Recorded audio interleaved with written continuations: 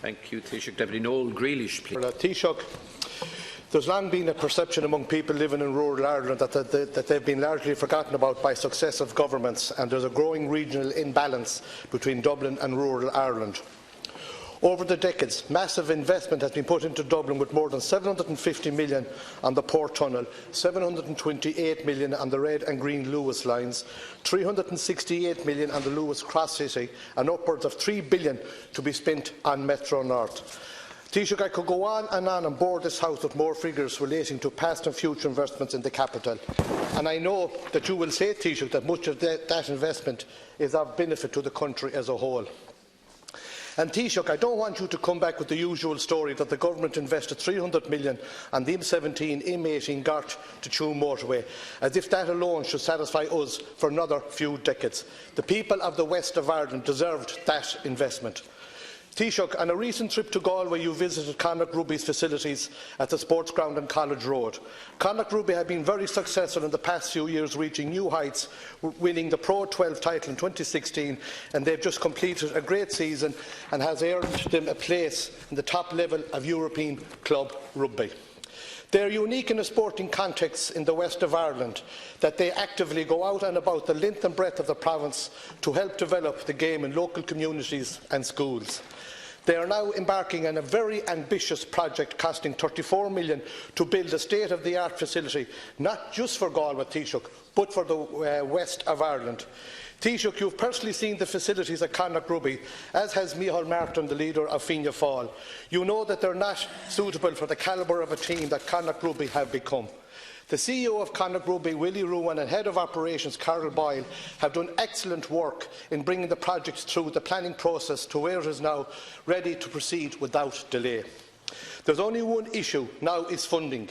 Connacht Rugby have applied for 20 million from the large-scale sports infrastructure fund. I stress again that the project is not for Galway, but for the west of Ireland, which we rightly deserve, Taoiseach.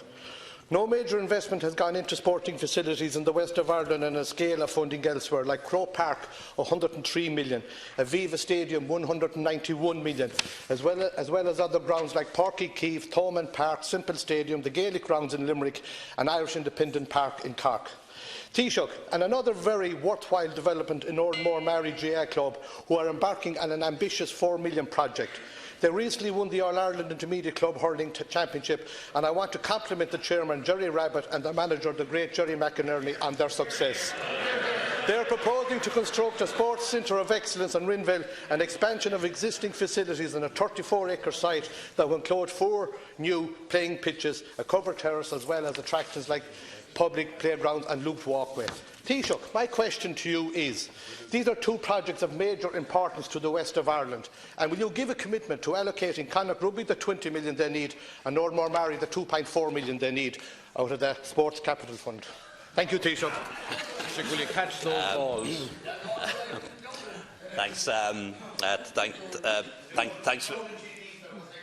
Thanks very much, Deputy. I can assure you, I can assure the House, that government is investing public money in infrastructure all over the state, in every county, in every province, and in every city. As you travel the country, you must see everywhere new schools and new school buildings and extensions, and they're happening in every county.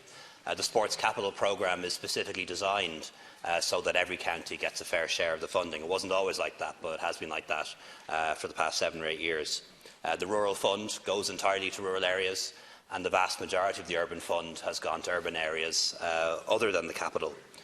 When it comes to the airports, for example, and there will be an announcement on that in the coming days, funding for airports doesn't ever go to Dublin or Cork. It only goes to the smaller airports. And in relation to transport, and I know you don't like saying it, but it is true, the biggest single investment in transport in Ireland in recent years was the Gort-Tuam motorway, and it did cost more than Lewis Cross City and Newlands Cross combined. And that happened in the west of Ireland.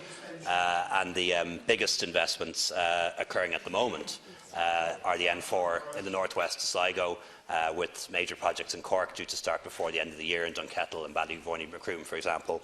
So a very fair spread around the country of investment. But I do agree with you on one point. There is one area where there has been an underinvestment, in Galway and in Connacht, and that is in major sporting infrastructure. And the kind of investment that we've seen in Croke Park and the Aviva in Dublin, that we saw in Thomond Park in Limerick, or in Páirc Uí Chaoimh in Cork, hasn't happened in Galway or the West. And I think that funding for major infrastructure sporting projects in Galway and the West is long overdue. I know you've real interest in this issue, as do Minister Kine and Hildegarde Naughton and others, and I had the pleasure to visit Connacht Rugby a couple of weeks ago, and having done so, I can see that what they have planned is very ambitious. It's much more than a stadium project.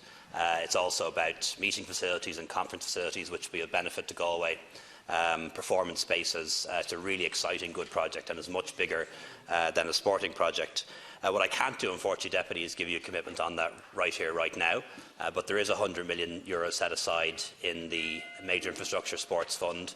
Those applications are in, and Minister Ross and Minister Griffin will make those allocations before the end of the year. Thank you, Taoiseach.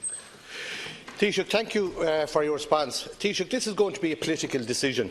I know that all the applications are being assessed by the Large-Scale Sports Infrastructure Fund team in Killarney, but there must be political intervention in this to make sure that there is a regional balance and that the west of Ireland gets the stadium that it deserves. The stadium is proposed to be built in Galway, and it has got through all the planning process. So, Taoiseach, it's not going to go ahead unless they get 20 million from the government to progress it. And Taoiseach, I will ask you, and I'll ask you to give a commitment, that if more money is needed within the fund, that will your government give a commitment to allocate more money to the fund to ensure that there is a regional balance, that it's not just Dublin, that the rural Ireland gets. There's two, as far as I know, two applications in from the west of Ireland. I think one is the Connacht Rugby and the other one is the Oranmore Maree GA Club. So, Taoiseach, I would ask that you would ensure that proper funding is put in place to ensure that these two much-needed products get the funding that they deserve. Thanks, Concord. I think Deputy Grealish makes a very strong case on behalf of Connacht Rugby, and we'll see what happens later in the year when those allocations are made. It's €100 million for the country, and I know this is one of the major projects that's competing for funding. What won't happen, though, Deputy, I'm afraid to say, is there won't be an increase in the €100 million fund. And I have to say, Concorda, I expected to have to come in here today and defend the government against criticisms that have been made against us by IFAC, by the Irish Fiscal Advisory Council, which criticised us for increasing spending last year by 6%, when they said it should have been 5% or less. And we need to take that criticism on board, and we need to think about it and respond to it. But what we see here today is very much part of the problem. Fianna Fáil tonight demanding more money for the Defence Forces in terms of pay and pensions, and it's not that they've particular regard for them. It'll be another group next week. Independent deputies looking for more money for sport, and Sinn Féin looking for more money for home care. This is a government that is holding the line on spending, and it is tough. It is tough. We're keeping the barbarians from the gates. Seriously. Can members contain their excitement, please? That